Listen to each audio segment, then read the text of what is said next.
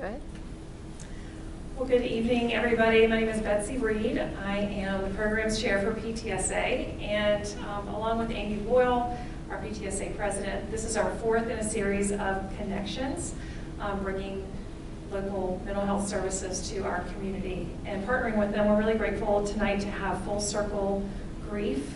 Allison Drake is presenting tonight, and she's going to talk to us about the grief journey and working with our teenagers who are dealing with grief. So I really want to thank Allison for coming, and I want to turn it over to her. Great, thank you. Thank you so much for having me and allowing me the opportunity to talk a little bit about teenagers and grief and their experiences and how we as adults, whether it's in the school, whether it's in the home, can support these teenagers who are going through grief.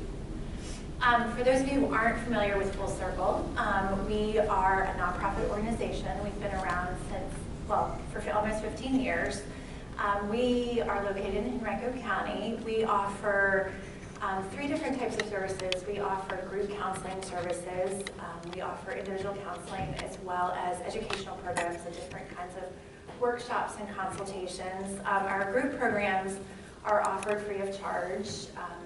They're 8-week groups, so a family or an individual comes in and does the group for the 8 weeks with the same cohort of people. We offer a family group, a perinatal loss group, an overdose loss group, a suicide loss group, as well as a homicide loss group in partnership with Virginia Victim Assistance Network.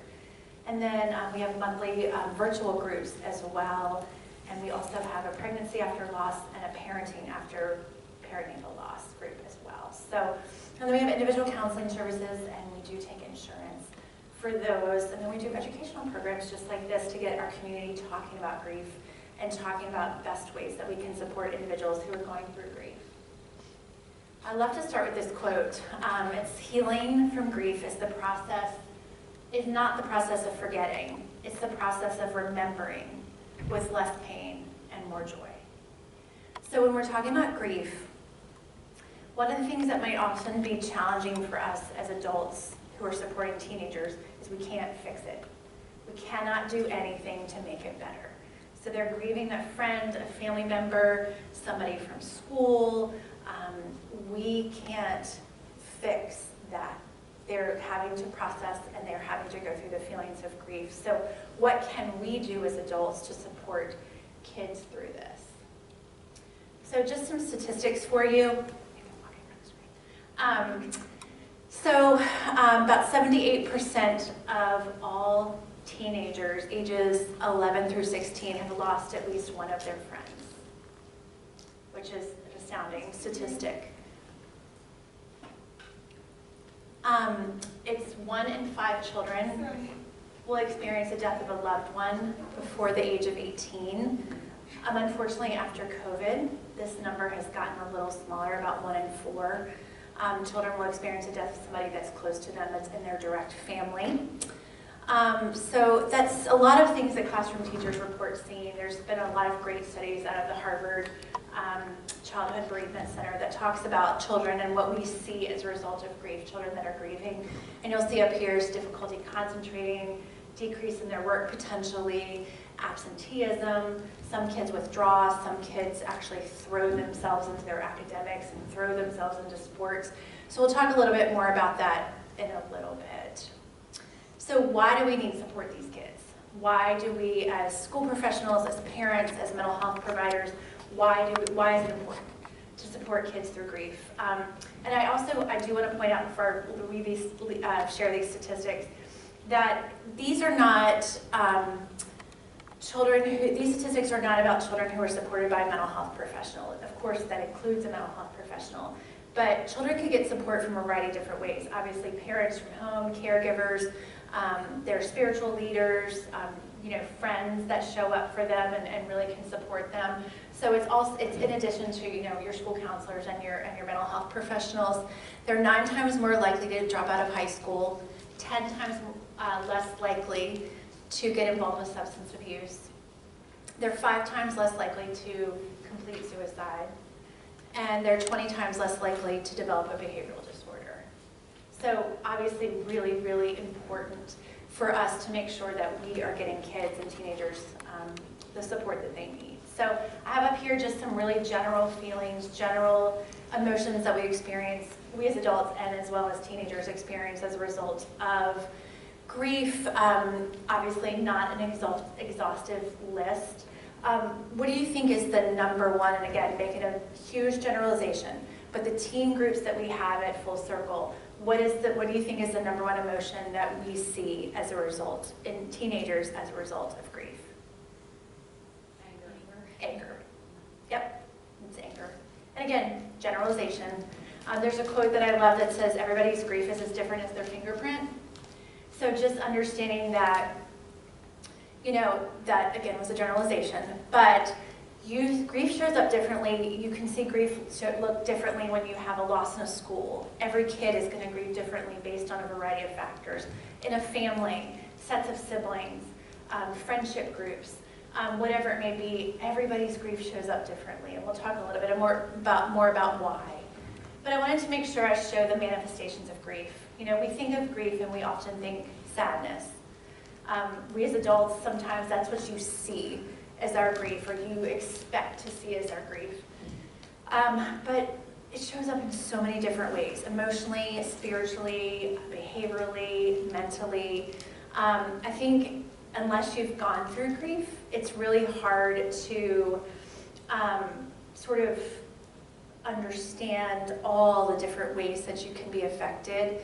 And I think sometimes it surprises us. It surprises us how grief shows up.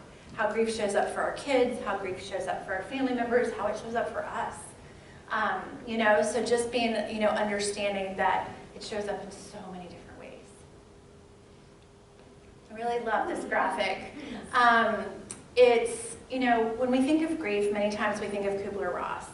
Elizabeth Kubler-Ross and the stages of grief. Little known fact that I'm trying to tell more people about is that she actually created the stages of grief for people that were experiencing a terminal illness and what they were going through in their dying process. Not what we as grievers go through, but somebody who is grieving their own life and they're have a terminal illness. So there's been some changes in it, some discussions. There's tons of theories and stages and tasks and all sorts of things that have come out. But it is true that the things that she mentioned, denial, shock, anger, acceptance, those are all parts of grief. It just doesn't go linear. And so, we want it to go in the left way. We want it to go like this perfect little linear thing that, okay, we're done with anger, check. We're done with worries, check. But it just doesn't work like that. And it's so much more like the picture on the right. When people describe to me a lot of times that they feel like that they're losing their mind, they feel like they're going crazy, they're feeling all these feelings that they've never had because of grief. And they come to us at Full Circle and say, I need you to fix this. I need you to tell me how to do this. And unfortunately, there's not a handbook on how to do it. You just have to work your way through it. So this is the one that I like the most in terms of the tasks, the stages. I don't like the name of it because it implies tasks that you check off on your list. But it's by a gentleman named Dr. William Worden. He's a big bereavement researcher and expert. But I really love how he outlines how we go through grief and how we process our grief, how we integrate our grief into our lives. So it's accepting the reality of the loss. For some people, that takes a really long time. A really long time. And I've heard people say, I expect them to walk in the room, or I pick up the phone to call them. Or, those moments where you wake up in the morning and you forget for a second. And then it's, then your brain catches up a little bit. And so that looks really different for everybody, but it's accepting the reality of the loss. When you've had a traumatic death, such as an overdose, a suicide, a homicide, a car accident, an unexpected traumatic death, that often can take longer to get your brain and your body to catch up with the knowledge. Unfortunately, there's no way around grief. Part of what we have to do is experience the grief. And so, there's a lot of people that for a while will try to walk around it.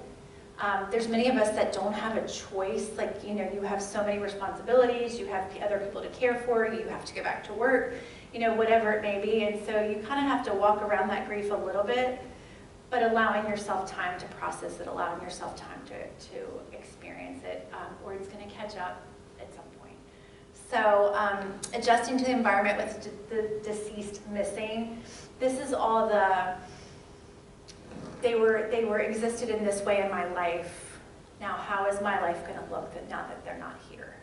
So it's really working through, for some people it's logistics, it's changing roles in a family, it's, you know, now I'm going to have to do the yard work, now I'm going to have to return to work, you know, now I'm going to be the one in my family that has to plan Thanksgiving, whatever it is.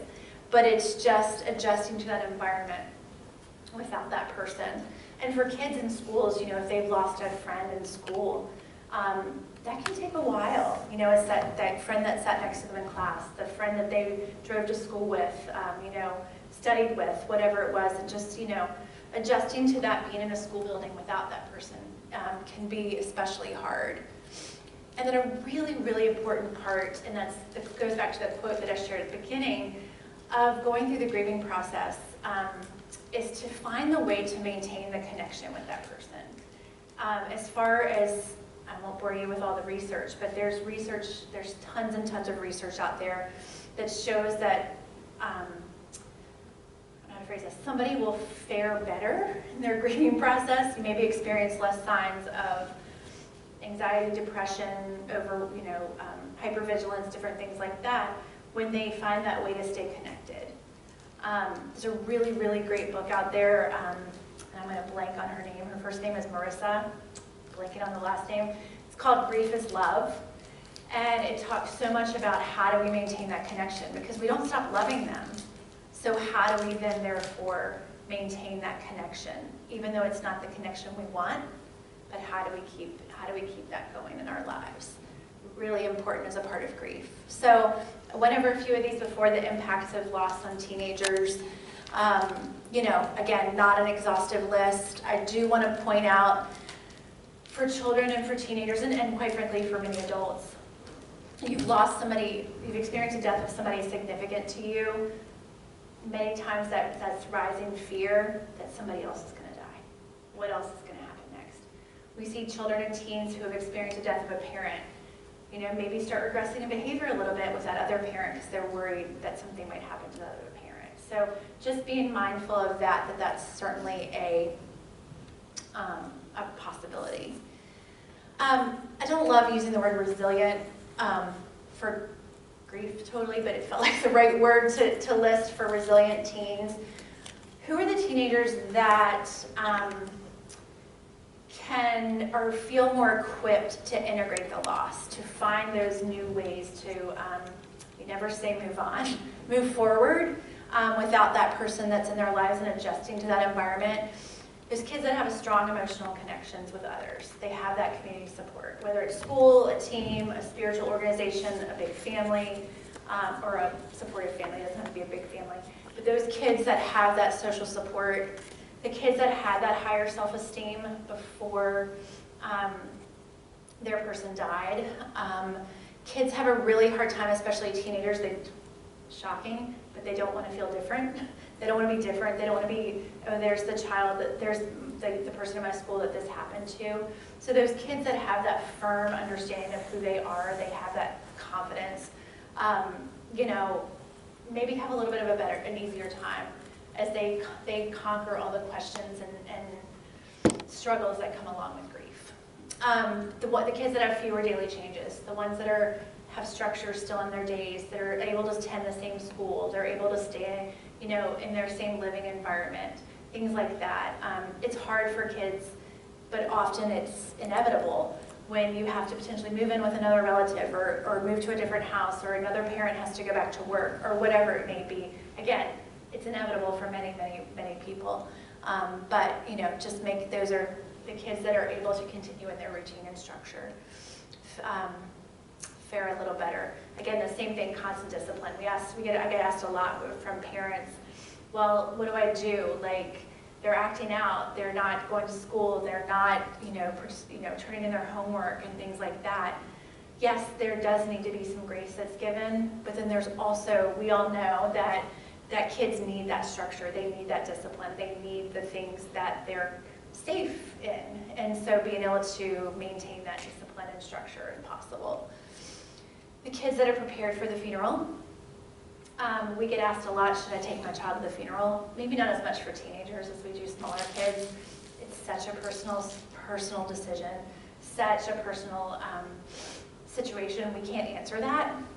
All I can say is I've run many children's groups, and I've never had a child say to me, I wish I didn't go to the funeral.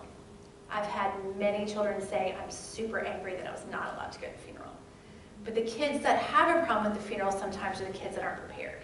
So it's tell them there's going to be whatever it is. It's going to be singing, it's going to be crying, they're going to be laughing, there could be people, really having a strong, expression of emotion. If you need a break, this is how you can get a break. It's going to be an open casket, it's going to be a closed casket. This is what cremation means. All those things to just get a child ready is the most important part. It's not, should I send them, should I not send them? If you're going to send them, the important part is to make sure they're prepared. And especially for younger kids, to make sure they have an escape if they need it. We talked about these, staying connected to their loved ones. Parents and caregivers are grieving. So functioning well does not mean not grieving. Functioning well means they can keep the routine, they can keep the discipline, that stuff. It doesn't mean not grieving. And I'm a big proponent of adults modeling grief behavior, modeling that mourning. That does not mean that your child should be the one who picks you up off the floor and, takes constant care of you while you're grieving. It means showing kids that it's okay to cry, showing kids that it's okay to be angry, talking to them about, I miss them a lot too, and this is how I feel. So making sure you're modeling that grief behavior for them. So assessing impact, and this is from a great website called the DougieCenter.org. Highly recommend if you're looking for any resources. They're out in Portland, they're a big grief center, and they have libraries and libraries of just stuff. They have lots of stuff in different languages and lots of information for kids, teenagers, adults, us as caregivers, school personnel, things like that, for how to support children. So assessing impact, how does grief affect children, and what impacts that? What impacts how they are dealing with the loss? So obviously we talked about social support systems. We talked about circumstances of the death. How did it happen? Where did it happen? And when the person died. When a teenager has another teenager friend die, that's not supposed to happen. That doesn't make logical sense to, many young people, aren't supposed to die, and unfortunately they do. And so it's, those sort of things, and how if it was a sudden, if it was a traumatic death, even if it wasn't, and it was a health matter where somebody, you saw your friend decline, or you saw your parent decline, or whatever it may be. So just understanding that those circumstances do impact whether the person was there when the person died, obviously, is impactful. The nature of the relationship with the person who died. You're gonna have a teenager, this goes without saying, I think, but you're gonna have a teenager that saw their grandmother, numerous times a week, and they were a big part of their lives. That grief is gonna be really different than uncle who lived in Wisconsin that they never saw. One of their peers dies, or somebody, another adult, a teacher, a coach, somebody that was really important to them. That's gonna look different depending on relationships. And then obviously the other ones, the last one is those experiences with death. So if you have a teenager that this is their first experience with death, and then another teenager in the classroom or in the family that they have experienced death before, they're going to grieve. As I said before, everybody grieves differently anyway, but that grief's going to look different. As a child exploring what death means, understanding what that, all the questions that come along with it, versus the child that already has understood death, but then it's going to bring up all those losses too. So just understanding that there's so many things that impact it. We talked about that nobody grieves alike. Teenagers grieve very differently from one another. Often you'll see in teens, especially more in little children, but you'll see it in teens as well, they grieve in spurts. It's not as much maybe like us as adults sometimes, where our grief is kind of at the surface a lot. sometimes kids don't have that emotional capacity to stick with it that long. Their brain has not developed enough to stick with that grief, which many times is a blessing. So their grief might look like this, you know? They might be crying, and then they go out with their friends, they come to school, they can hold it together, then they come home and they're, you know, snippy with you, or they're, you know, so emotionally exhausted that they have to go to sleep, whatever it may be. So grief kind of looks like this in teenagers. We talked about sensitive and being different. Teens, we often see too, are really fast, quick to sacrifice their own needs. So they're in a family and they see their mother or their father or their caregiver or their sibling grieving deeply. They may say, I'm not going there yet because it's my job to take care of them. Or if there's another friend, well, maybe I wasn't as close to that person as this person was, so I'm going to forego my feelings and take care of that person. Well, as we said before, grief catches up with you. So making sure that we're aware that are the teens getting what they need in their grief as well. We talked about that, and I don't have to say that hormones and mood swings and all those things may intensify grief reactions. The social pressures, the academic pressures that many teenagers have, it's going to intensify our grieving process. So just a quick slide to show that, you know, how differently teens can grieve. Somebody may want to talk in depth about the loss. Others may not want to talk, but they may go running, or they may, you know, build something, or, you know, some other way, use art, use creative expression to talk about their grief. We encourage journaling always. We do creative expression and creative arts with children and teenagers at our center. It's such a valuable way to, maybe you don't have the words for things, but you can paint, you can use music, you can draw, you can, you know, do whatever creative arts wise. Others are physical, and knowing that that's okay. You know, if you have a teenager that says, I'm super sad, I'm super angry, I'm gonna go for a run. That's healthy. You know, that doesn't mean they have to sit at a table and say, these are my feelings. It's, you know, just they have to find a way to work out those feelings. And so, you know, encouraging kids, I'm not gonna tell you how to do this, but I'm gonna give you ideas in the ways that you can do it that are healthy ways to do it, and you gotta find what works for you. You know, I think as adults sometimes we're like, well, this works for me, and maybe you should try this, and maybe you should do this, and I think that's our role, is saying, these are some options. Journaling, writing, talking, going to counseling, going running, building a garden, whatever it may be, give them those options so they can find a way that works for them. So what are we trying to do? What is our goal in working with children and trying to find that way to support them? As we said before, we can't fix it. So what are the goals, the tasks of children in grief? Gaining an understanding of the death. We have to answer their questions, you know, and sometimes they're really, really hard questions to answer when there's been a loss that maybe we as adults don't even understand. We have to give them age-appropriate information. We have to explain to them things like why is some cancer curable and some's not? Why do people decide to take their own life? Why do other people take other people's lives? We have to have those conversations so that they understand the details. Because if we don't tell them, they're going to make it up in their head. And so it's just, you know, really trying our best to answer those questions. And it's okay to say, I don't know. I need to think about that for a second. Because they can come up with questions that are shocking. And so, you know, or we don't know how to answer it. So taking a little bit of time to really help them work through their grief, feel the pain of their grief, commemorate and honor the person who died. Talk about how do I move forward in post-traumatic growth. I could spend a long time up here talking about post-traumatic growth, but I've had this death happen to me now. What am I going to do as a result of that? How does that change me? How does that affect me? What am I going to do in my life to honor them, to commemorate them, to make sure I always tell people how I feel about them, whatever it is. And that's sometimes post-traumatic growth is way down the road. So that's not something that happens right away. This is just a summary, so I won't go through all these. I know I've talked about most of these.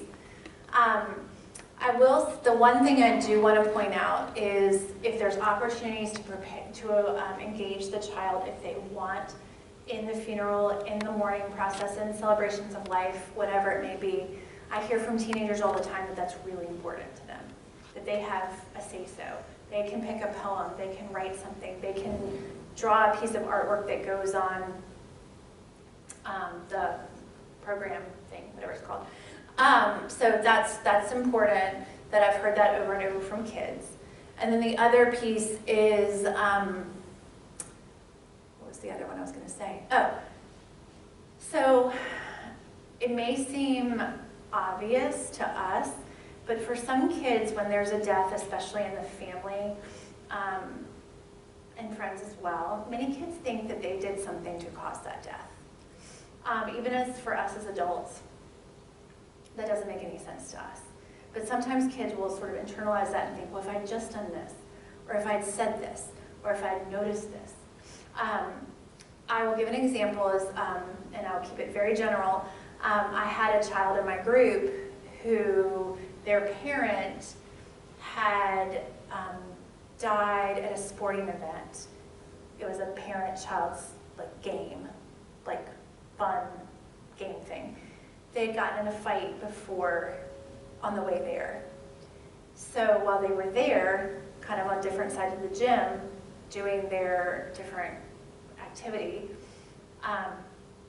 the father went into cardiac arrest.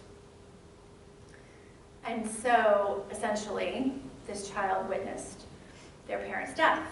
And so somewhere along the line, this was a teenager, they had overheard somebody say that stress and arguments and things like that can cause heart issues, can cause heart attacks. So I had this child in my group years after this had happened. And this child shared with the group members that they had caused their parents' death. Luckily, I had a great group who were like, what are you talking about? Like, it didn't have to be me. But, you know, down the road, we worked with the family to help that child gain information about what had happened. You know, what causes heart disease? What causes cardiac arrest? What was their parents' health issues? That child carried that for a long time, that they thought because they got in an argument that they caused it. So just making sure we know in the back of our heads, am I missing any? Like, are they carrying anything that they should not be carrying? What we can do, I've talked about most of these. I was with a big group of teenagers a couple weeks ago processing a loss, and one of them said, I just wish adults would stop telling me how to do this. This is mine. And so I know I'm a parent, and I love to tell my kids what to do, and I love to tell them how to do it. But it's trying to take that step back and say, these are some options, but you're going to find your way through this. Not judging how they're doing it. You know, I know for many times as adults too, when a child is just sitting there and they're upset, or an adult is, sometimes we need to fill that silence and say those things that we want to try to get them to feel better. And sometimes they just need us to sit with them. So being careful with the platitudes. Some of these things right here are comforting to people when they've had someone die. We can't assume that. So what I always encourage people is watch the platitudes, watch that they're in a better place, at least they're no longer suffering, you know, things like that. And let the person who's grieving take that lead and say those things. Because we can't assume that that's how somebody feels. We may feel that, but when somebody else is grieving, you know, especially a child, to say, oh, well, at least, you know, your parent's in a better place. Well, that child doesn't want the parent to be in a better place. They want that parent with them. So just, you know, keeping that in mind. My favorite one of it, you'll get over it in time. That's not a good thing to say. It'll get easier, maybe. So, and talk about the person. Talk about the person who died. I hear it from parents all the time. I'm so afraid somebody's going to forget my child's name.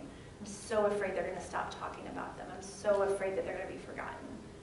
So as a community, whether it's an adult, whether it's a child, whomever it may be, we got to keep talking about them. We got to tell the stories. We got to share those qualities that we loved about them, and that's how we keep them alive. That's how we keep their legacy alive. Same things that I think we've talked about before. I was at a training one time, and we were talking about grief and how people talk about grief, and the person who was doing the training said, you know, if it's unmentionable, it's unmanageable. So if we don't allow kids a place to talk to us about it, and sometimes it just makes it so hard for them to carry it. So giving them that space. Here's my summary. Open, honest relationships, a safe, secure place for them. We don't judge them, we don't try to fix it, we listen. And then be those role models of healthy mourning, as I said. Let them see you cry. If you know, this makes me sad, I'm angry today, I'm thinking of your grandmother today, and it's really hard for me. You know, modeling those behaviors for them. I won't go through all these, but this is, I don't love the word healing in grief because it sort of implies that we get over it. But healing also implies hope, which I think there is hope in grief. And so I kept it here. But you can read through these, but it's just, you know, what are we hoping for our kids after they've experienced a deep loss? Finding peace, finding those places, who are those safe people to talk to? How do I problem solve? How do I work through my feelings? How can I talk through my feelings? What are my healthy coping skills?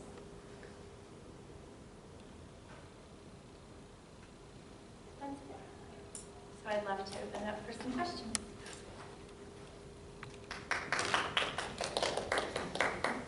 Allison, thank you so much, both for the information and the message of hope. We really appreciate you partnering with us. I wanted to give you a gift from PTSA. Thank you so much. Thank you so much. Thank you.